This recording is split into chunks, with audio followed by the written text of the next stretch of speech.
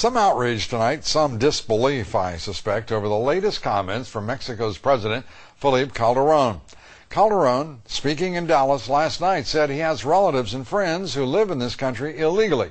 That's right, the President of Mexico admitting, as it turns out again, that he has relatives in this country who are illegal aliens. But President Calderon said he wouldn't say who or where they are until the United States passes what he called comprehensive immigration reform, granting amnesty to millions of illegal aliens. You will note he didn't say until Mexico, under his leadership, can bring his citizens back to his country, assuring them of both peace and prosperity. Casey Wyan has our report. Mexican President Felipe Calderon traveled to New Orleans this week to discuss closer economic and security ties between the U.S., Canada, and Mexico.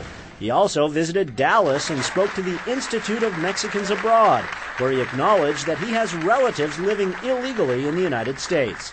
Todos tenemos a alguien. We all have someone on this side, cousins, brothers-in-law, friends, aunts and uncles. Some of them we know we will never see again while laws don't change here, that cannot move from where they are.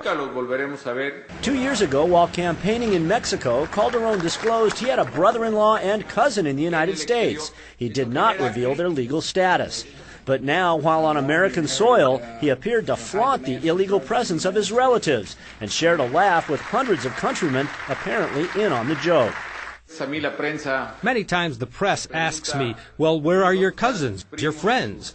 I greet them every day, each time that I am able, and I tell them the day there is an immigration reform, I'm going to tell them where my cousins and my friends are. Earlier, President Bush joined Calderon at a ceremony marking the reopening of the Mexican consulate in New Orleans. Calderon continued to advocate amnesty for an estimated 7 million Mexican illegal aliens.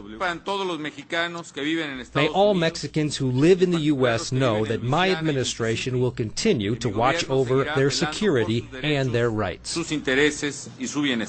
Mexico now has 48 consulates in the United States, New Orleans being the 5th opened during Calderon's administration. A Zogby poll in 2002 found that Mexicans, by more than a 2-to-1 margin, believe the southwestern United States rightfully belongs to Mexico. So it's perhaps a bit surprising, Lou, that Calderon said he admires the courage and bravery of his countrymen to risk it all to go to a land that is not theirs. Lou? You know, the other thing that is amazing to me is to hear a head of state. Calderon reminds me so much in so many ways of George Bush. But the very idea that he would sit there and say that his countrymen, he would name them once immigration reform were passed, and not take the opportunity as the leader of Mexico to say that he would like to have his family and his cousins and his friends back in Mexico where they could work and secure prosperity and a quality of life for themselves and their children. That failure of leadership, that failure of national pride on the part of a man who is the president of his government is simply astonishing. Yeah, it is, Lou. He did say that he hopes to be creating more jobs in Mexico. He said he's working to that end so that Mexicans don't feel that they have no choice but to leave to the United States. He says he's trying to crack down on corruption and the gang violence that is going on throughout Mexico and hurting the economy there. But the fact that he and that audience were just laughing about the fact that so many Mexicans are violating U.S. immigration law was really kind of a slap in the face, especially given that he did it on U.S. soil, Lou.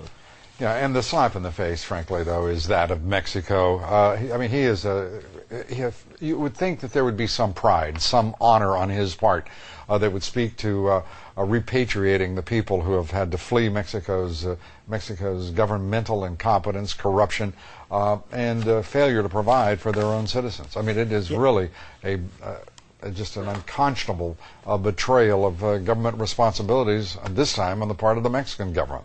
Yeah, and quite the contrary, Lou. The Mexican government in some quarters, some of the state governments have complained about the difficulty they've had repatriating some of the countrymen who have left places like Arizona where immigration laws are actually being enforced. So they're complaining about their countrymen coming back, Lou.